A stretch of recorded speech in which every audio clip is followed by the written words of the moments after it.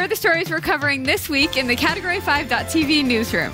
A startup in the UK is making huge waves by lowering the cost of robotic prostheses using 3D printing technology. A California electronics recycler is fighting to stay out of jail after he admitted to copying thousands of Windows reinstallation disks to use with refurbished PCs. AI researchers at Google have developed algorithms that can assess the risk of heart attacks by analyzing retinal scans. A clock designed to run for 10,000 years is under construction. These stories are coming right up. Don't go anywhere. Whether you shop on ThinkGeek, GearBest, B&H Photo Video, eBay, or Amazon, or even if you want a free trial of Audible, you'll find the best deals and support the shows we produce by simply visiting the shopping sites you already frequent by using the links on our website. Visit category5.tv/partners for the full and ever-growing list and help us create more free content like this show. Thank you for shopping with our partners, and thank you for watching. This is the Category5.tv newsroom, covering the week's top tech stories with a slight Linux bias. I'm Sasha Rickman, and here are the top stories we're following this week. A UK startup is changing the way we see prostheses. Open Bionics is working hard to create affordable 3D printed bionic hands that actually work, but are about 30 times cheaper than other prostheses on the market. They operate using sensors attached to the skin to detect muscle movements. The muscle movements control the hand and open and close fingers. Open Bionics teamed up with the National Health Service in the UK and has been trialing their bionic hands with children as young as 8. Right now, the NHS spends approximately $75 million per year on prosthetic services. Young children often don't have access to these devices because they're not small enough or they're just too expensive. So, for example, their parents can't afford to supply them, or the NHS cannot afford to supply the patient with it. The co-founder of the company says seeing a young child being able to move fingers individually for the first time is really cool. Open Bionics is currently working on arms that are straight out of the science fiction universe. Themes from Marvel, Disney, and Star Wars franchises are available. The goal is to make kids feel proud of their prosthesis. This changes the image of prosthesis from a medical device to bionic arms inspired by famous characters. Currently, the arms take roughly 40 hours to 3D print. The person's limb is scanned with a tablet. Then the design of the prosthetic is then planned out. Finally, the prosthetic is 3D printed. A royalty-free agreement has been formed between Disney and Open Bionics. This means themed designs have even more potential. The company sees a future of making prostheses fashionable and accessible to all. This is one of those really great stories, especially if you know somebody who has had either an amputation or is born with only one limb, and you think to yourself, okay, now it can be like a conversation starter, a trendsetter. Oh yeah. But my question to you, Robbie, and you might know the answer to this, is if you're 3D printing something, do you 3D print the electrical components? Are you 3D printing rubber? What are you doing? Oh, I got you. Okay, so what's really neat about what they're doing, let's see if I can bring them up. I'm just doing a quick search for Open Bionics.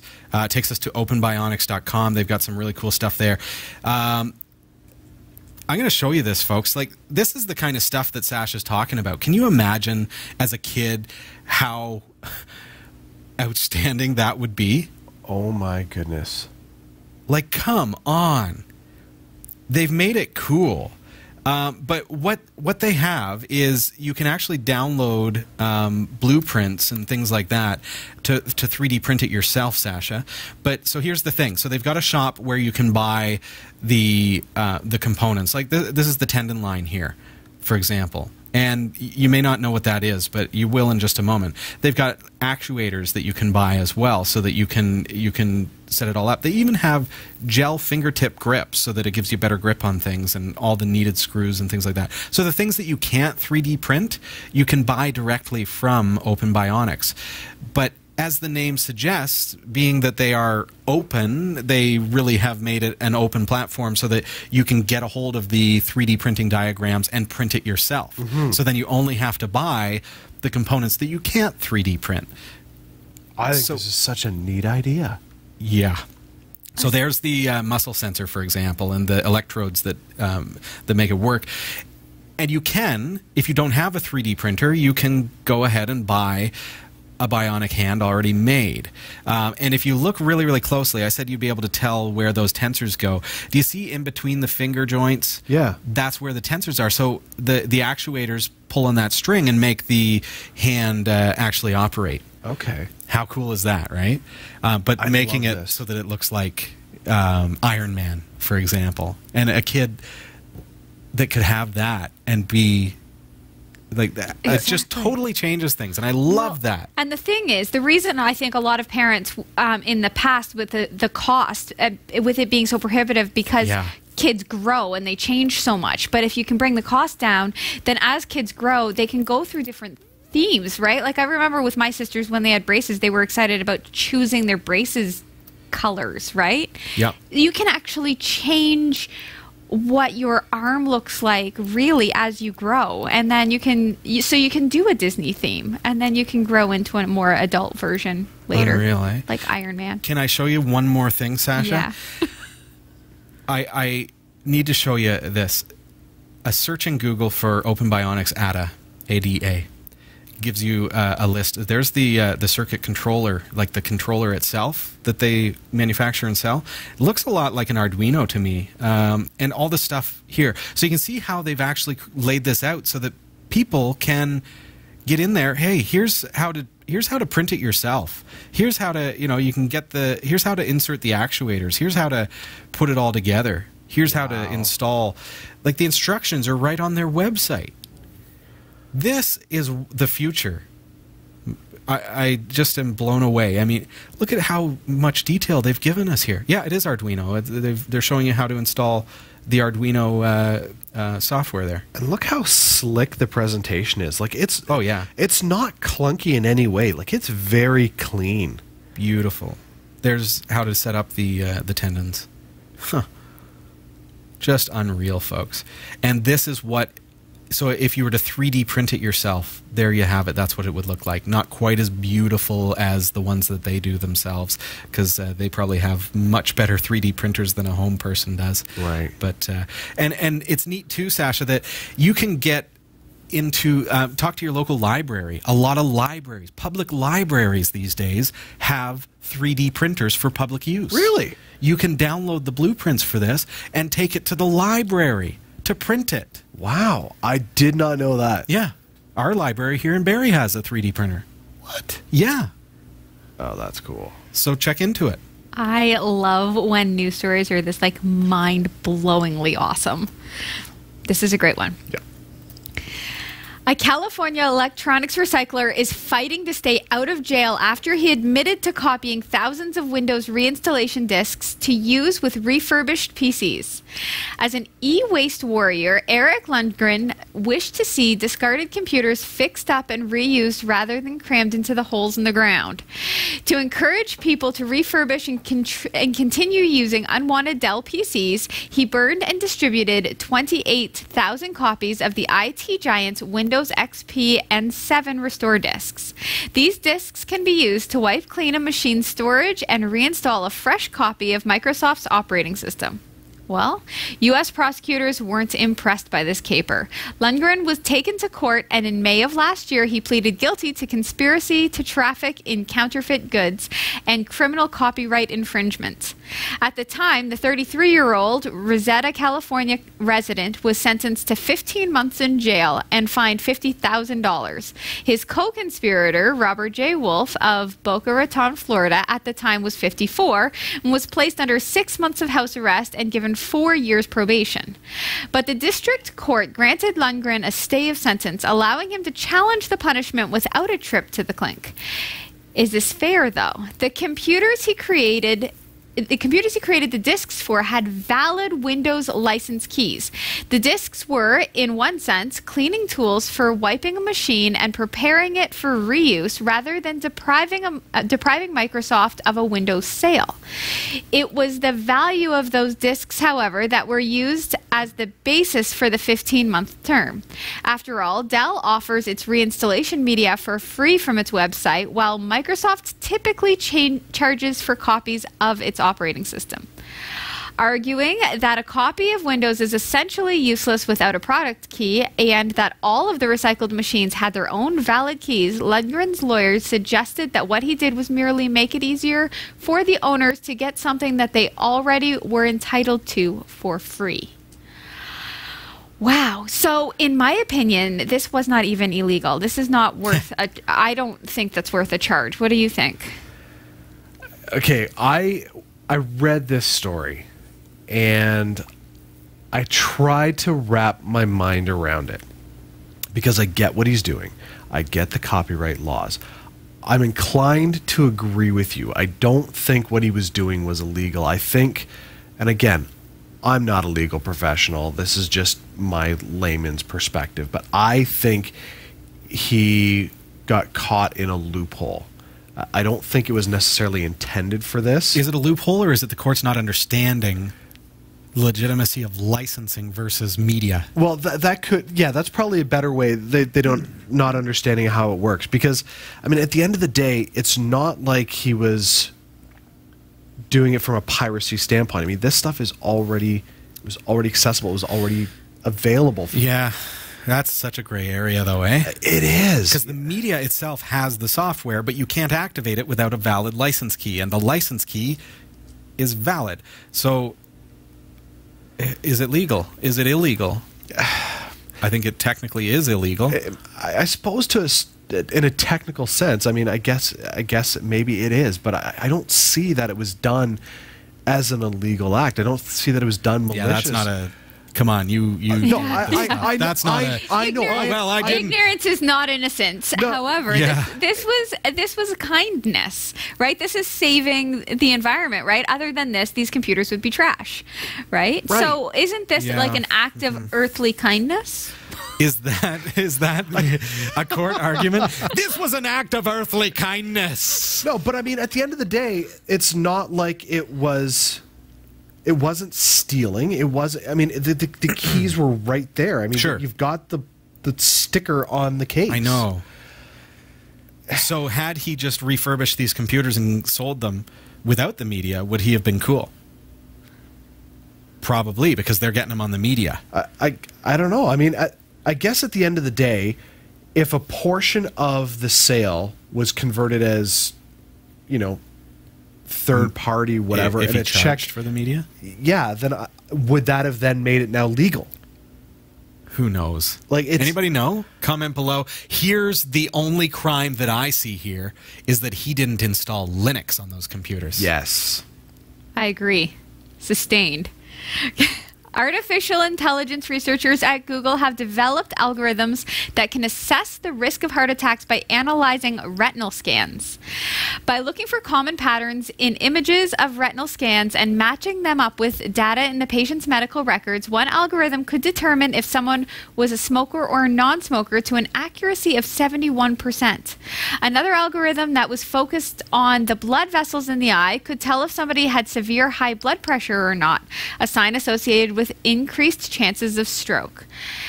Their models can also predict other factors such as age, gender, and the chance of a heart attack or stroke.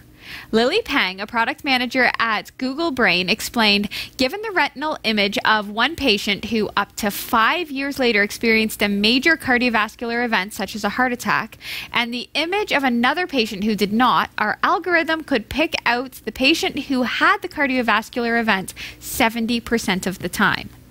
Wow. While 70% may not seem as accurate as you'd want, according to the researchers, the level of accuracy is actually very similar to the more traditional method of drawing blood to measure cholesterol levels. Huh. So this is really good as far as advancement in helping to self-diagnose things before you have to take the extra step. Right? Witchcraft. It reminds me of that. You remember, if you look to the left, you're lying. Yeah. Or whatever that was. Yes, that's right. But to think 70% accuracy, that's kind of surprising. I may have missed it in the story, but how many times did they run this test? Like what? More than once. Okay, but we don't 3 know. or 4. Well, like what quantifies 70% accuracy? Was there 10 tests and 7 of them got right? Was it 10,000 tests? This is what we don't know, Jeff. Let's just assume that this was a very thorough, very scientific test, It right? has to be before right? any scientist is going to release a paper. It's going to be thoroughly examined, thoroughly tested. Right? So now let's think about all of the ways that this could either help us or not. Because I'm thinking about retinal scans of the future when all of a sudden you're denied access to a country because you might have a stroke while you're there. Okay. I already have a fear of AI looking me in the eye and saying, "You are going to die Soon. Okay, so I agree with Sasha on this one. I think the more we use technology to automatically assert a health condition, it opens the door to discrimination. And I mean, I'm not going to get into a whole... Are you saying that to know that you are going to have a condition is to discriminate? So, no, not to know, but to take that information and bar you from something. Like, imagine you go to sign up for insurance. Yeah. You want to get health insurance, and your insurance provider comes to you and says, "Hey, can you just take a look at this little box here?" And we go, Just put this up by to the your way, eye." we've determined that even though you've not been diagnosed, you've had X, Y, Z happen, and now because of that, your premiums are this.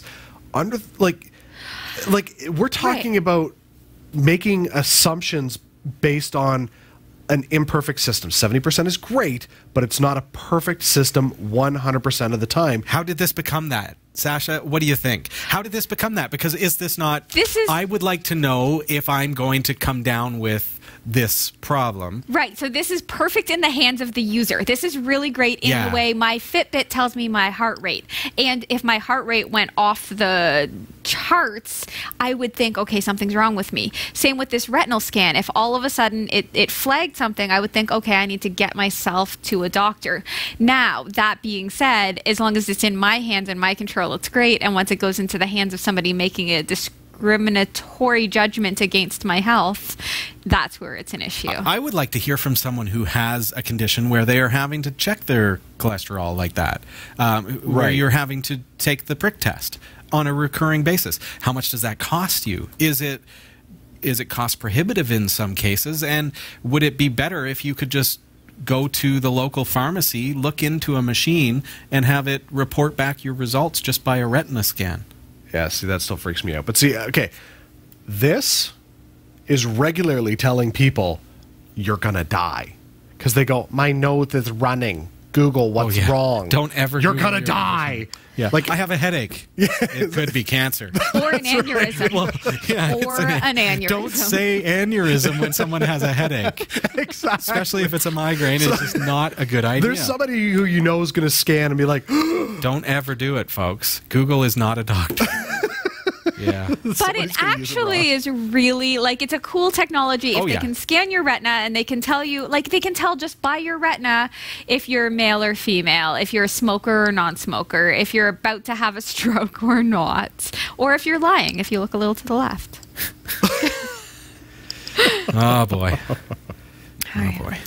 A clock designed to run for 10 millennia without human intervention is now under construction. The 10,000-year clock is a project of the Long Now Foundation, a nonprofit organization that wants to make long-term thinking more common. It's being built on property owned by Amazon founder Jeff Bezos beneath a mountain in the middle of the desert in Texas. There is currently no completion date scheduled for the project. The clock's creator, American inventor Danny Hillis, first publicly shared the concept in an essay for Wired in 1995.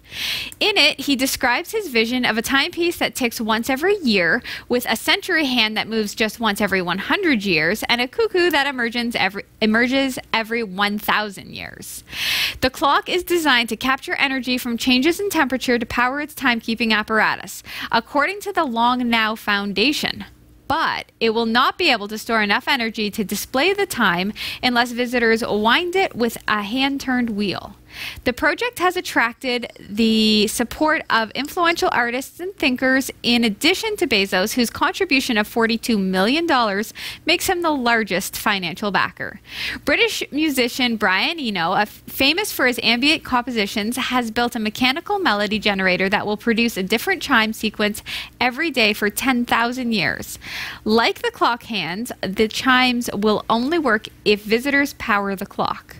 The first prototype of the clock, which was completed back in 1999, is now on display at the Science Museum in London. According to the Long Now Foundation, visitors will be able to hike to the site to see the finished product. Wow. That is neat. That's cool. So the cuckoo only happens every 1,000 years? Yes. What's to say it's going to work? And what's to say anyone is ever going to remember what it's supposed to do? Well, right. Or what's this, like, what? There's a lot of what's to say, right? Yeah. It's art, though. I had to search for this Brian Eno because I was curious about who he was. And to think that he's created a melodic mechanism to add to this clock so that it chimes and stuff. That's cool. I was thinking of the guy who did the marbles and played music by having the marbles drop down. If I was this guy, I would not do a different tone or melody for every day of the 10,000 years because nobody lives that long and nobody's going to record it and pass that down. Yeah. You could just loop it, right? You just need a different one for every 1,000 years. It just goes back to the first song. Exactly. That's all you need to do. It's a really long playlist. Yeah. So, okay. I feel like the obvious question is not being asked. So I'm going to ask it. Why? Why? Right. The other obvious one is $42 million as the biggest financial backing. Exactly. Right? Okay. This is a lot of money for a thing underground. Well, why do we need this? Okay, hold on. Have you ever heard of the Antikythera mechanism? Come on. Could you imagine 10,000 years from now finding this clock and it still works, and seeing the technology from 2018 and how people were able to come together and manufacture this thing? I have no idea what we're going to have in 10,000 years. 10,000 years, we're going to be living on other planets potentially. But the world is falling apart. Like this past week, we've had the Arctic is warmer than parts of Europe. So don't you want a clock to still be here when there is no civilization left? To read time? What? Why? So the space aliens know that we were an intelligent race. Why? I just explained it to you. No, you gave me some cockamamie idea. So the aliens know that there was an intelligent race here 10,000 years ago. But it's neat. That is why. It's really neat. And the fact that visitors have to wind it to power it means not only do they have this really neat thing that somebody is obviously paying a lot of money for. Oh, yeah. But it means that they'll generate revenue because there'll be tourists who want to go wind this clock and hear the tone and take a video with it. And then who knows, every 1,000 years starting when, which means that there'll be people camped out like they do at the casino for the slot machines, trying to wait for the cuckoo every 1,000 years. Not every 1,000 years. They're just hoping they're getting one. And look, if you're Jeff Bezos, because you can. Yeah. Because you can. See, and that's the most sensible answer that I have heard. There you go. Because you can. But I'm just don't try to figure out art. You know what? I think that's my problem. I don't understand art. I really don't.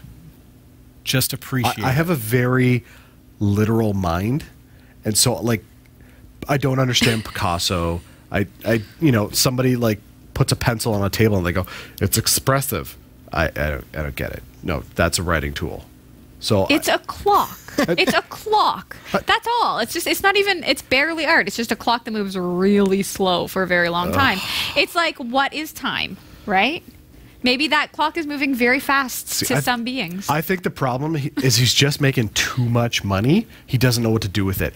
Sure, I will because take a you little can. bit of that money. You know what? We will build a Raspberry Pi clock. You give us that $40 million. Can I, just as the story comes to a close, can I just put a different spin on it and say, hope for the future? To think that 10,000 years from now, human beings, in whatever state that they happen to be in 10,000 years from now, are going to observe this art piece and say, wow. To think, so here in 2018, that we're looking forward to 10,000 years in the future and saying, we will still exist, we will be prosperous, we will rule the world 10,000 years from now, and someone will observe this and say, wow. You know what will be even cooler? If in 10,000 years from now, in a cave in the middle of the desert of Texas is actually under an ocean. That would be neat, because the world could change by then. We've been Sure. shifting like crazy, and we might still continue shifting. I hope that wherever it is that they put this thing, something happens in like the first year and it gets like completely unutilized. So I could just laugh and say, why? Why? Big thanks to Roy W. Nash and our community of viewers for submitting stories to us this week. Thanks for watching the Category5.tv newsroom. Don't forget to like and subscribe for all your tech news with a slight Linux bias. And for more free content, be sure to check out our website. From the Category5.tv newsroom, I'm Sasha Rickman.